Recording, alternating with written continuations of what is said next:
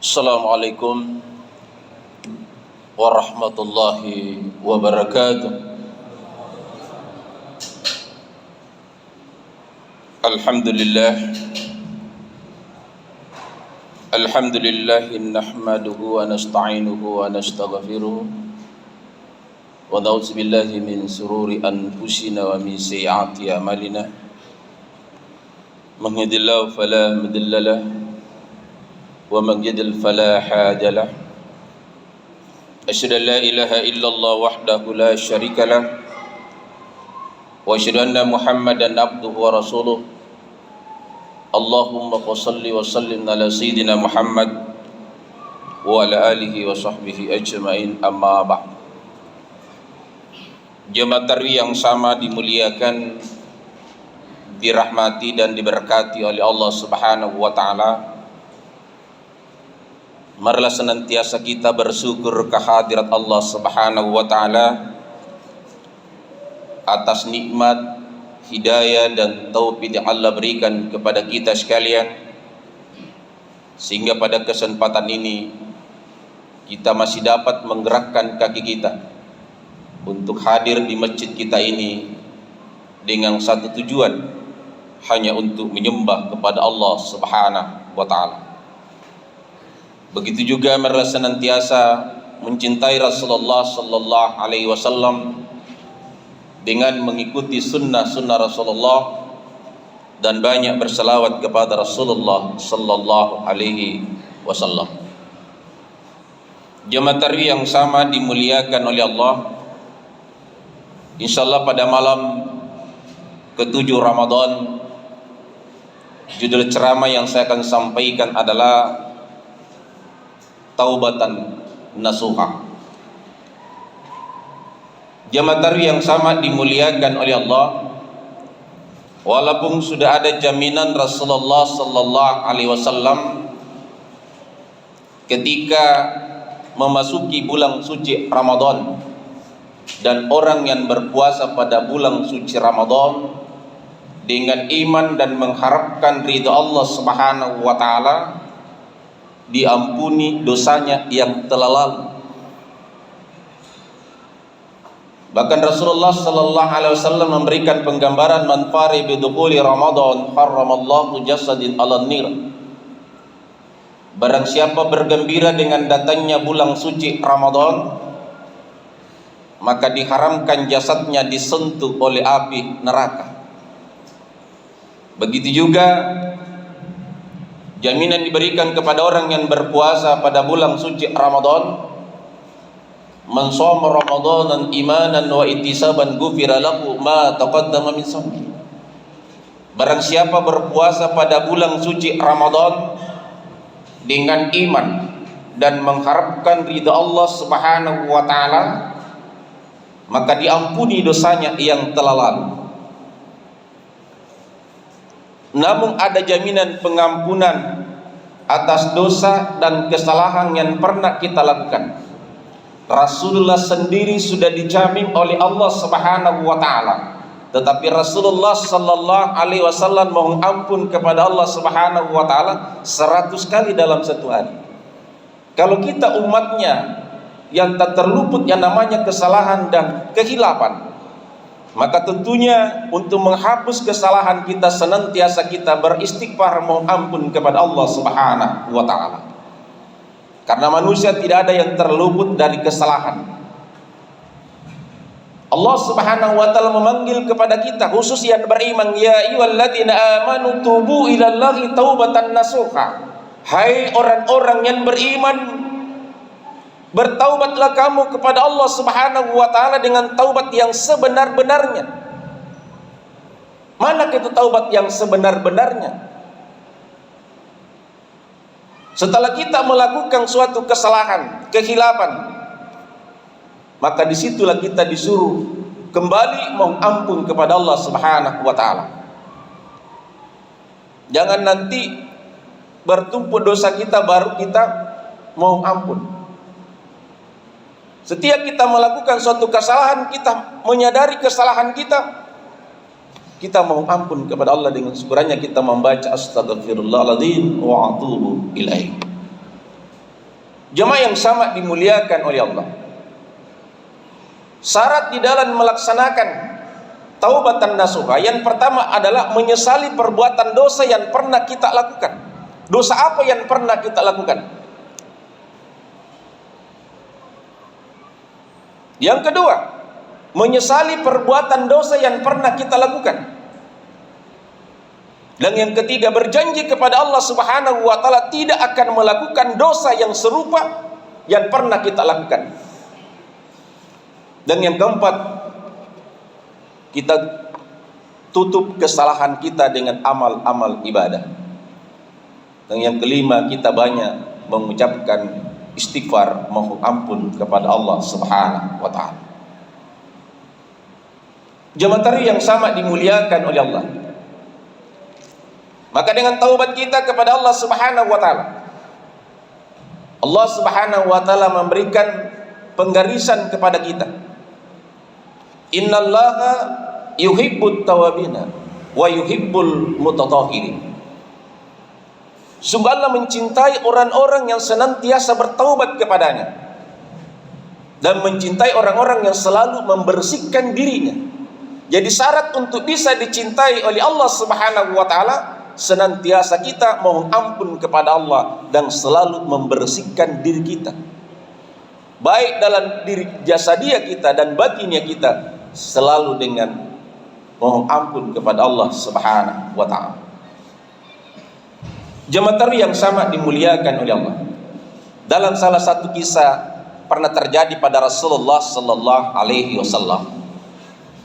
Pemuda itu menghadap kepada Umar, "Ya Umar, apa ganjarannya orang yang melakukan dosa besar, orang yang berzina?" Kata Umar, kalau dia punya istri dan dia berzina, dia dicambuk sampai mati. Kalau dia berzina anak muda, itu dicambuk 100 kali. Pertanyaan yang ketiga, kalau dia berzina dengan orang yang meninggal, bagaimana hukumannya? Umar tidak bisa menjawab. Akhirnya persoalan ini dihadapkan kepada Rasulullah sallallahu alaihi wasallam. Dan pemuda ini merasa sangat bersalah karena dia yang melakukan. Umar bertanya, siapa yang melakukan seperti itu? Kepada pemuda tadi. Pemuda mengatakan, saya ya Umar. Dan saya menyesali perbuatan dosa yang saya lakukan. Dan dihadapkan kepada Rasulullah sallallahu alaihi wasallam. Ketika menghadap kepada Rasulullah, pemuda ini meraung-raung menangis menyesali perbuatan dosa. Sehingga Rasulullah bertanya kepada pemuda, wahai pemuda, dosa apa yang kamu lakukan sehingga kamu sangat menyesal perbuatan dosamu? Apakah kamu melakukan dosa syirik kepada Allah Subhanahu wa taala, memperduakan Allah? Tidak ya Rasulullah. Apakah kamu berdosa kepada kedua orang tuamu? Tidak ya Rasul, saya orang yang taat patuh kepada kedua orang tuamu. Apakah kamu membunuh orang yang tidak bersalah? Tidak ya Rasulullah. Lantas dosa apa yang kamu lakukan? 3 dosa besar itu apakah sebesar itu? Yang kamu lakukan lebih besar lagi. Nah itulah dosa yang paling besar. Kata Rasulullah, apakah dosamu seluas langit dan bumi? Pemuda tadi mengatakan lebih besar lagi ya Rasul. Apakah dosamu seluas aras kekuasaan Allah? Dia mengatakan lebih besar lagi. Lantas dosa apa yang kamu lakukan? Utarakan dosa apa yang kamu lakukan. Dia mengatakan, apakah Rasulullah tidak marah? Kata Rasul, insya Allah saya tidak akan marah. Maka diutarakanlah mulai dari awal sampai akhir. Ya Rasulullah, pekerjaan saya selama ini selama 7 tahun untuk menghidupi keluargaku ya Rasulullah adalah tukang gali kuburan. Untuk mengambil jasa orang yang meninggal, itulah pekerjaan saya galikan kuburan. Tapi siangnya saya gali kuburannya, dikubur. Malamnya saya datang lagi menggali kuburan itu. Untuk apa kamu gali?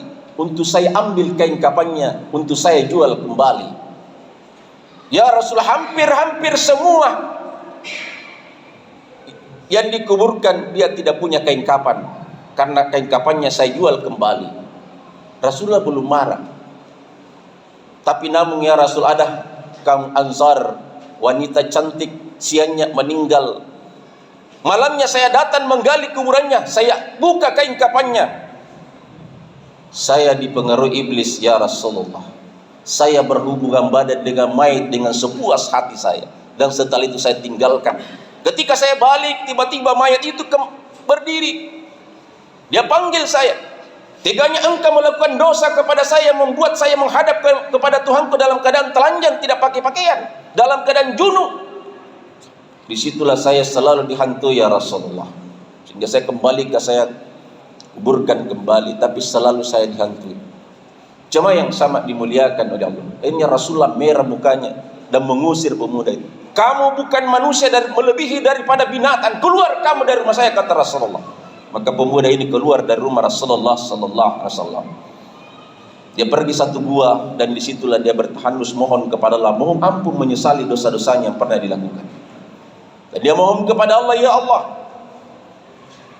ampuni dosaku ya Allah. Kalau memang tidak ada pengampunan di dunia ini, bakarlah saya, hancurkan saya di dunia sebelum saya dibakar oleh api neraka. Jibril turun kepada Rasulullah. Ditegur Rasulullah sallallahu alaihi wasallam melalui malaikat Jibril. Jibril datang kepada Rasul, ya Rasulullah, apa kamu punya hak memberikan rezeki? Tidak ya Jibril. Apakah kamu punya hak memutuskan dosanya orang, bahwa dosanya itu tidak diampuni atau tidak? Tidak ya Jibril. Lantas kenapa kamu mengusir orang yang mau bertaubat kepada Allah dengan sungguh-sungguh? Pemuda yang tadi yang kamu usir sudah diampuni dosanya oleh Allah karena taubatan nasuha. Maka Rasulullah mencari pemuda itu, disuruh menghadap kepada Rasulullah. Tepatnya pada pas waktu Isa melaksanakan salat Isa, Rasulullah sallallahu alaihi wasallam menjadi imam dan pemuda tadi menjadi makmum.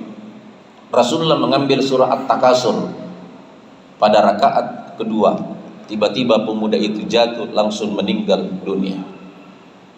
Jemaah yang sama dimuliakan oleh Allah, diperlihatkan dalam mimpi Rasulullah sallallahu alaihi wasallam bahwa pemuda tadi sudah diampuni dosanya oleh Allah Subhanahu wa taala. Jemaah yang sama dimuliakan oleh Allah. Kesimpulan daripada kisah ini memberikan penjelasan kepada kita bahwa tidak ada dosa yang tidak diampuni oleh Allah selama hamba itu mohon ampun kepada Allah sebelum roh belum sampai di kerongkongan kita. Makanya kenapa ketika kita berzikir, ketika kita mohon ampun, disitulah kita dilihat menyesali perbuatan dosa kita. Dan jangan pernah merasa bahwa kita tidak punya dosa. Maka karena kita tidak pernah terluput dari kesalahan dan dosa, maka disitulah setiap kapan dan di mana saja perbanyak kita beristighfar, mohon ampun kepada Allah. Dan banyak membaca doa pengampunan yang dibaca oleh Nabi Adam alaihissalam dan Nabi Yunus alaihissalam. Apa doa pengampunan Nabi Adam? Rabbana zalamna anfusana wa illan taghfir lana wa tarhamna lanakunanna minal khasirin. Doa pengampunan Nabi Yunus ketika dia meninggalkan umatnya karena mengaku bersalah. Maka perbanyak juga kita membaca la ilaha illa anta subhanaka inni kuntu minaz zalimin. Jemaah yang sama dimuliakan oleh Allah. Inilah salah satu pendekatan diri kita melalui dengan istighfar, mohon ampun kepada Allah, dan kita mohon kepada Allah jangan dicabut roh kita kepada Allah sebelum taubat kita diterima di sisi Allah Subhanahu wa taala. Jemaah yang sama dimuliakan oleh Allah, mudah-mudahan kita termasuk orang yang diampuni dosa kita di bulan suci Ramadan dan keluar di bulan suci Ramadan dengan meraih itkun minan nar, terbebas dari api neraka. Yang mana yang mendapat itkun minan nar? yang tidak pernah alpa di dalam beribadah mulai dari awal Ramadan sampai akhir Ramadan, itulah yang keluar di bulan suci Ramadan seperti bayi yang dilahirkan oleh ibunya meraih itkun minan nar, terbebas dari api neraka, seperti bayi yang baru dilahirkan oleh ibunya masing-masing. Jemaah yang sama dimuliakan oleh Allah, dan kita berdoa kita akan mendapatkan Ramadan yang akan datang. Demikian, billahi taufiq wal hidayah. Assalamualaikum warahmatullahi wabarakatuh.